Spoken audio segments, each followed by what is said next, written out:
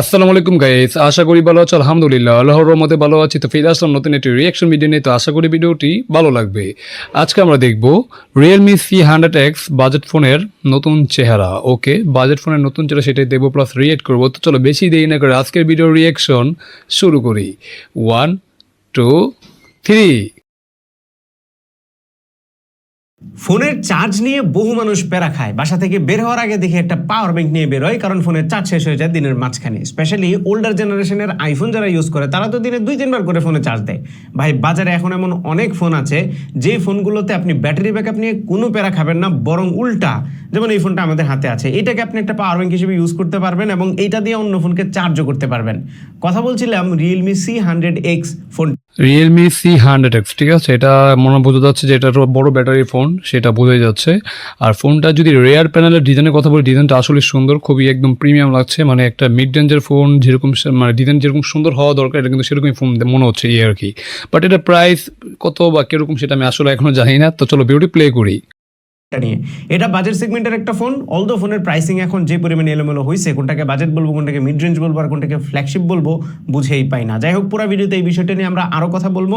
তার আগে চলুন আমরা রিয়েলমি C100X এর সাথে একটু পরিচিত হয়ে নিই। ওকে ওকে। ফোনটা গোল্ডেন কোস্ট নামের একটা কালারে এসেছে এবং গোল্ডেন বোস্ট মানে হালকা হালকা গোল্ডেন ভাইব দেওয়া আছে, বাট অনেকটা দেখতে আবার দূর থেকে মনে হয়, হঠাৎ করে দেখলে মনে হয় হোয়াইট কালার, ঠিক আছে, বাট দেখতে কিন্তু খুবই সুন্দর, খুবই প্রিমিয়াম।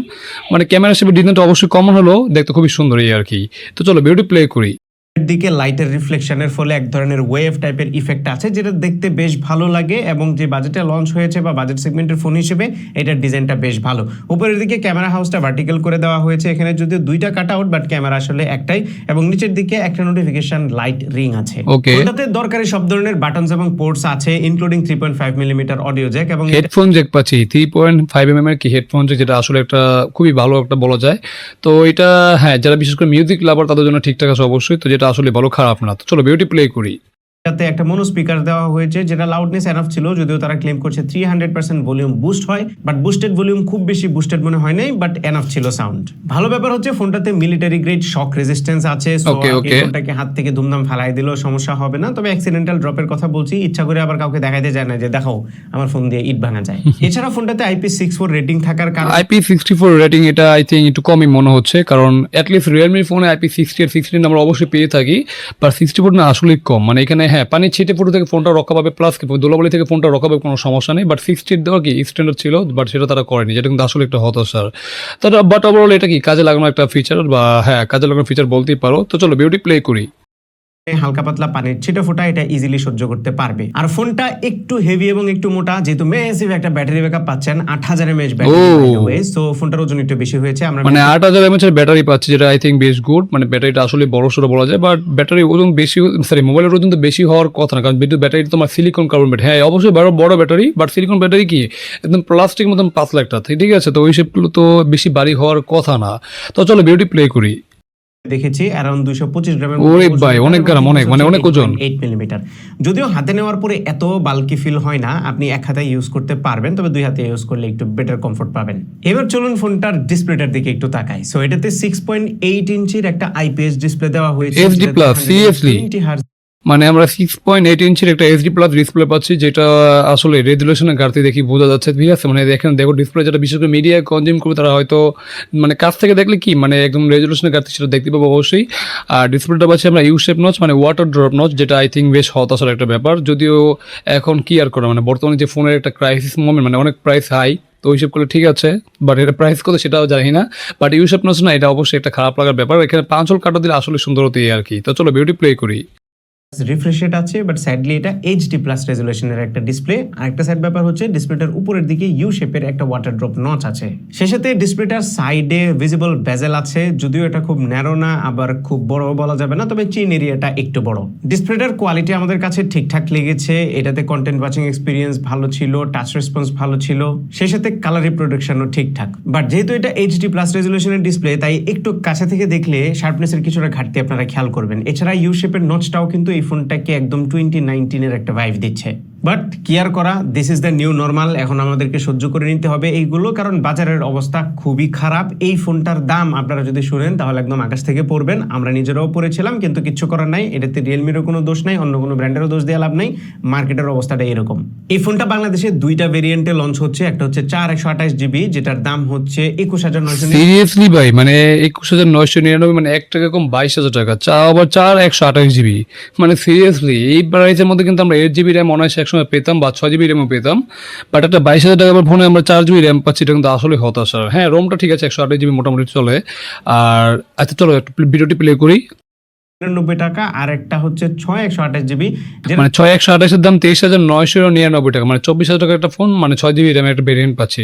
হ্যাঁ, যেটা 24,000 টাকা ভেরিয়েন্ট ঠিক আছে, ওটা ধরে নিলাম ঠিক আছে। বাট 4/128 এর দাম 22,000 টাকা, এটা আসলে মানতে পারছি না। এটা আমার কাছে একটু ওভার প্রাইসই মনে হচ্ছে আর কি। বাট তারপর প্রাইস যদি একটু কম হতো আসলে ভালো হতো। বাট ফোনের যে প্রাইস, যে মানে হাই প্রাইস, তো ওই হিসেব করলে হ্যাঁ ঠিক আছে বলা যায়, মানে ফোনের বর্তমানে প্রাইস অনেকটা বেড়েই গিয়েছে, যেটা কিন্তু আসলে সমস্যা। তো চলো বিউটি প্লে করি। দাম হচ্ছে 23,999 টাকা। প্রসেসর হিসেবে এই ফোনটাতে ইউনি এসওসির T7250 high high high T750, মানে T750, হাই যে চিপসেট আমরা 10 থেকে 12,000 টাকা ফোনের মধ্যে পেতাম, সেটা এখন আমরা 22,000-24,000 টাকা ফোনের মধ্যে পাচ্ছি ভাই। সিরিয়াসলি এটা অবশ্যই একটা এন্ট্রি লেভেলের চিপসেট, যেটাতে মোটামুটি রেগুলার কাজ করতে পারবে অনায়াসে। বাট যারা গেমিংয়ের চিন্তা করে ফোনটা নেবে তারা অবশ্যই দূরে থাকো। টুটি টাইপের গেমগুলো খেলতে পারবে, ফ্রি ফায়ার টুকিটাকি খেলতে পারবে। বাট পাবজি, তারপর কল অফ ডিউটি, যেগুলো এইসব গেমগুলো কি তোমার একদম লোয়ার সেটিংয়ে খেলতে হবে যদি খেলতে ইচ্ছা। বাট খেলেও কি মজা পাবে না, যেটা কিন্তু একটা সমস্যা। বাট এই চিপসেটটা আসলে হতাশা। এখানে যদি তোমার মিডিয়াটেকের হেলিও G100 এরকম যদি মানে চিপসেট দিয়ে যে ফোনটা আসতো, তাহলে বলতাম যে না, ওটার তুলনায় এটা বেশ বেটার বা বেশ একটা পাওয়ারফুল অ্যাসোসিয়েট ছিল। বাট তারা সেটাও করেনি, যেটা আসলে একটা হতাশার ব্যাপার। তো চলো বিউটি প্লে করি। ইউজ করা হয়েছে, যেটা 12 ন্যানোমিটার প্রসেসে বিল্ড করা একটা অক্টা কোর, খুবই দুঃখজনক ভাই, খুবই দুঃখজনক। Cortex A55 বেসড, খুবই পরিচিত একটা মডেল। এবং এটাতে বেস ক্লক স্পিড যেটা 1.6 GHz আর সর্বোচ্চ 1.8 GHz পর্যন্ত যায়। সো বুঝতেই পাচ্ছেন খুবই লো পাওয়ার একটা এসওসি। যখন প্রাইস এরকম জগা খিচুড়ি ছিল না, তখন হয়তো এই প্রসেসরটা 10, 12 বা 15,000 টাকা সর্বোচ্চ ফোনে ব্যবহার করা, যেটা আমি আগেই বললাম। এখন 22 থেকে 24,000 টাকা দামের ফোনে আমরা এই প্রসেসরটা দেখছি। পারফরমেন্সের কথা বললে আপনারা এটা দিয়ে বেসিক টাস্ক খুব ইজিলি করতে পারবেন। অ্যাপ ওপেনিং ক্লোজিং মোটামুটি স্মুথ ছিল। তবে ফোনটা ইউজ করতে গিয়ে মেজর ল্যাগ কিংবা হ্যাং আমরা খেয়াল করি নাই। তবে আবারও বলছি, যদি আপনি হেভি কোনো মাল্টিটাস্কিং করতে চান তাহলে কিছুটা সমস্যা ফেস করবেন। গেমিং এর বেলায় ফ্রি ফায়ারের মতো গেমগুলো আপনারা খুব ইজিলি খেলতে পারবেন। ফ্রি ফায়ারটাতে বেশ স্মুথলি চলে, প্লেয়েবল এফপিএস আপনারা পাবেন। হ্যাঁ, ফ্রি ফায়ারটা একটু বর্তমানে সব মানে মোটামুটি মানে এন্ট্রি লেভেল ফোন থেকে মিড রেঞ্জ, হাই রেঞ্জ সব মনে কি মোটামুটি খেলা যায়, এটা ঠিক আছে, কারণ প্লেয়েবল সেটিং এ কি খেলা যায়, এটা সমস্যা নেই। বাট পাবজি, ফ্রি ফায়ার যারা আছে, মানে sorry PUBG, call of duty, মানে এই টাইপের গেমগুলো যারা খেলবে তাদের জন্য তো মানে খুবই মানে খারাপ অবস্থা, ঠিক আছে। তাদের জন্য এটা আসলে একটা হতাশার। তো অবশ্যই লোয়ার সেটিংয়ে খেলতে হবে, এটাই তো খেলেও মজা পাবে না। তো চলো বিউটি প্লে করি। যদি আপনি আরেকটু upper class game, for example PUBG কিংবা call of duty mobile run করতে চান, তাহলে একদম লো সেটিং এ খেলতে হবে। সেটা বেয়ারলি প্লেয়েবল, সো রিকমেন্ডেড থাকবে না। আপনারা ফ্রি ফায়ারটাই ট্রাই করবেন এটাতে। এর বাইরে অন্যান্য যত 2D গেমস গুলো আছে সেগুলো খুব ইজিলি এই ফোনটা রান করবে। এছাড়া আপনাদেরকে কিছু ওরে দেখো, আন্তর্জাতিক স্কোর দেখে বোঝা যাচ্ছে যেটা একটা এন্ট্রি লেভেলের ফোন, মানে 3,83,402 এটা আন্তর্জাতিক স্কোর, যেটা আগে বললাম যেটা অবশ্যই একটা এন্ট্রি লেভেলের ফোন, মানে সরি এন্ট্রি লেভেলের ফোন প্লাস এন্ট্রি লেভেলের চিপসেট দিয়ে ফোনটা এসেছে। এখানে যদি মিডিয়াটেকের G100টা থাকতো তাহলে আসলে ভালো হতো। অ্যাটলিস্ট 4 থেকে 5 লাখের উপরে পেতাম এই আগে, তখন তুলনামূলক কি বেশি একটা ভালো একটা পারফরমেন্স পাওয়া যেত। বাট যেটা হচ্ছে না, যেটা কিন্তু আসলে একটা হতাশার। তো চলো বিউটি প্লে করি। দেখিয়ে দিচ্ছি, যেগুলো দেখে আপনারা কিছুটা আইডিয়া করতে পারবেন অবশ্যই পারফরম্যান্স সম্পর্কে। আইডিয়া হয়ে গেছে। এই ফোনটার বিগেস্ট সেলিং পয়েন্ট সেটা হচ্ছে এটার ব্যাটারি। ওকে, এই ফোনটাতে 8000 mAh এর বিশাল একটা সেল দেওয়া হয়েছে, যেটা দিয়ে থিওরিটিক্যালি ডেফিনেটলি আপনারা 2 দিন ব্যাকআপ পাবেন। বাট আমরা কিন্তু টেস্ট করেছি এই ফোনটা।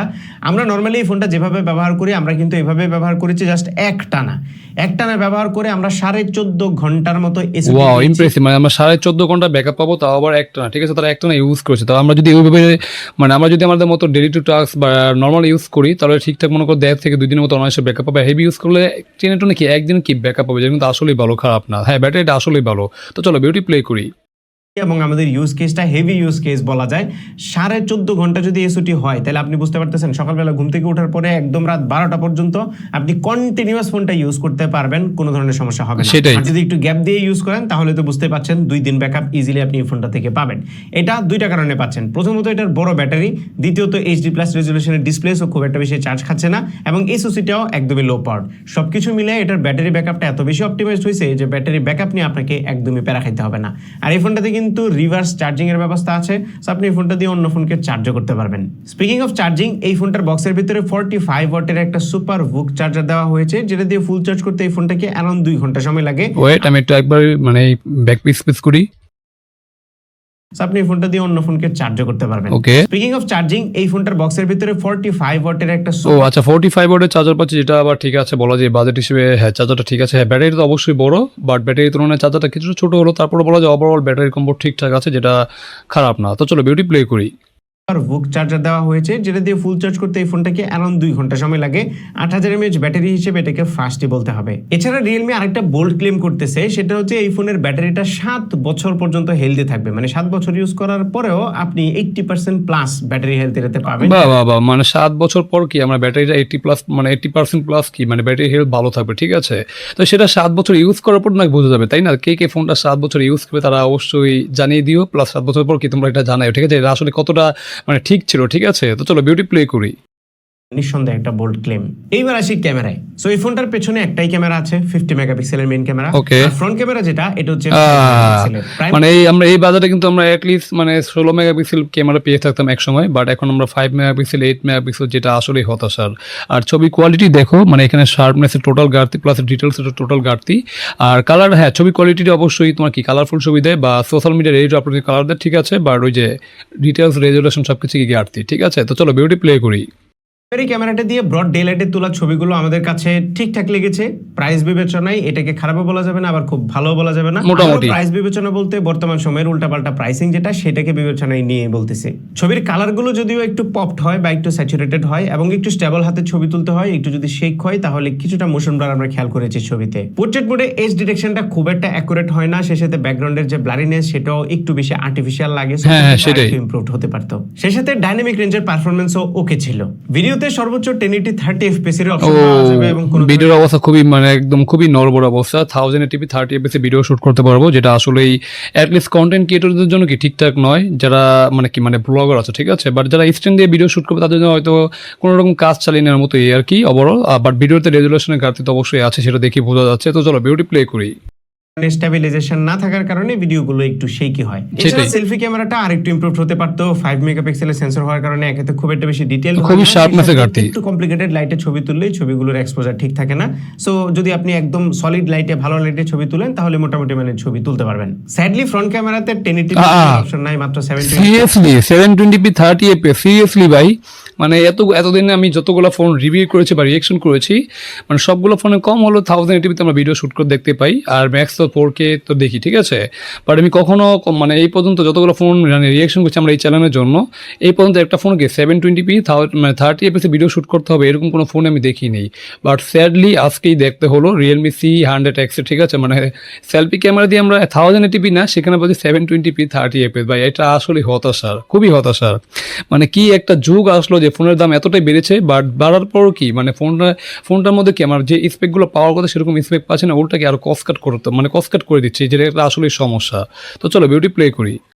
30 fps এ ভিডিও রেকর্ড করতে পারবেন। সফটওয়্যার সাইডে এই ফোনটাতে out of the box Android 16 আছে, যার উপরে থাকছে Realme UI। Realme UI বেশ স্মুথ এবং অনেক আগে থেকে এটা ডেভেলপ হয়ে আসতেছে এবং টপ কয়েকটা UI এর মধ্যে একটা নিঃসন্দেহে। বেশ কিছু AI ফিচারও এটাতে আছে যেগুলো আপনি এনজয় করতে পারবেন। তো সফটওয়্যার সাইড নিয়ে আমাদের কোনো কমপ্লেইন ছিল না। ফাইনালি যদি কনক্লুড করি তাহলে প্রথমত বলবো আমরা টেক রিভিউয়াররা এখন আসলে খুব বিপদে পড়ে আছি, কারণ ফোনের দাম এত পরিমাণে বাড়ছে বা মার্কেটে এত পরিমাণে ডিসরাপশন আসছে যে এখন আমাদের কমেন্ট করতে গেলে 10 বার চিন্তা করতে হয় যে আসলে কোন বিষয়টা নিয়ে কি কমেন্ট করব। সেই ফোনটা যেই প্রাইসে লঞ্চ হয়েছে সেই প্রাইসটা ডেফিনেটলি অনেক বেশি, কিন্তু এটা রিয়েলমির দোষ না, এই মডেলটারও দোষ না, দোষ আসলে মার্কেটের। এবং এই প্রাইসে যদি আমি ভালো পয়েন্টের কথা বলি তাহলে এটা ডিজাইন এবং বিল্ড কোয়ালিটি একদম সলিড ছিল, সেই সাথে 8000 mAh ব্যাটারি এবং ব্যাটারি ব্যাকআপ বা চার্জিং স্পিড এটা ঠিকঠাক ছিল। এই জিনিসগুলো নিঃসন্দেহে প্রশংসার দাবিদার। তবে এই ফোনের প্রসেসরটা আরেকটু বেটার দিতে পারতো এবং ডিসপ্লেতে ইউ শেপের নচ না দিয়ে কাট আউট দিলে আমার মনে হয় আরেকটু ভালো হতো। এখন বাইং ডিসিশনটা আপনার, মার্কেটের অবস্থা খুবই বাজে। সো আপনি যে এই প্রাইস রেঞ্জে খুব বেশি ভালো ফোন পাবেন তা না, হয়তোবা এদিক ওদিক করে আপনি নিজেই জাজ করে নিতে পারেন। এই ছিল আমাদের আজকে ভিডিও। আশা করি ভিডিওটা আপনাদের ভালো লেগেছে। যদি ভালো লেগে থাকে তাহলে ভিডিওতে একটা লাইক দেবেন, কমেন্ট করে জানাবেন কেমন লাগলো। আপনার ফ্রেন্ডদের সাথে শেয়ার করতে একদমই ভুলবেন না। আমাদের পেজে ফলো এবং চ্যানেলে সাবস্ক্রাইব করতে মাস্ট। দেখা হবে পরবর্তী ভিডিওতে। Take care. আসসালামু আলাইকুম। তো যাই হোক guys, এখানে ভিডিওটি শেষ হয়ে গেল। আমরা দেখে নিলাম Realme C100X, যেটা আমরা অবশ্যই রিয়েক্ট করেছি, সেটা তোমরা অবশ্যই দেখতে পেয়েছো। তো ভাই আমি খুবই হতাশ, আসলে খুবই হতাশ, মানে বিশেষ করে সামনের ক্যামেরা মানে 720p দিয়ে কি আমরা ভিডিও শ্যুট করতে হবে, ঠিক আছে? তো যেটা আমি আজ পর্যন্ত মানে আমার যতগুলো রিয়েকশন ভিডিও বানিয়েছি এরকম আমি কোনো ফোনই দেখিনি, মানে কম হলো 1080p 30fps আমরা দেখে এসেছি, বাট আজকে দেখতে হলো 720p 30fps, ঠিক আছে? কি একটা অবস্থা, তাই না? তো ফোনটা আসলে খুবই হতাশার একটা ব্যাপার। আর এই ফোনটার বোল্ড দিক কি, মানে একটা বড় সড়ো ব্যাটারি পাচ্ছ, এটাই মানে এটাই হয়েছে। আর ডিজাইনটা খুবই সুন্দর, ঠিক আছে? বাট ওভারঅল কি এখানে কস্ট কাট করা হয়েছে, বাট ফোনের দামটা অনেক বেশি। দাম হিসেবে আসলে ভ্যালু ফর মানি বলতে পারছি না, ঠিক আছে? এখন তোমাদের বাইং ডিসিশন তোমাদের হাতে। তো দেখা হবে নতুন কোনো রিয়েকশন ভিডিওতে, সে পর্যন্ত তোমরা ভালো থাকো। আল্লাহ হাফেজ।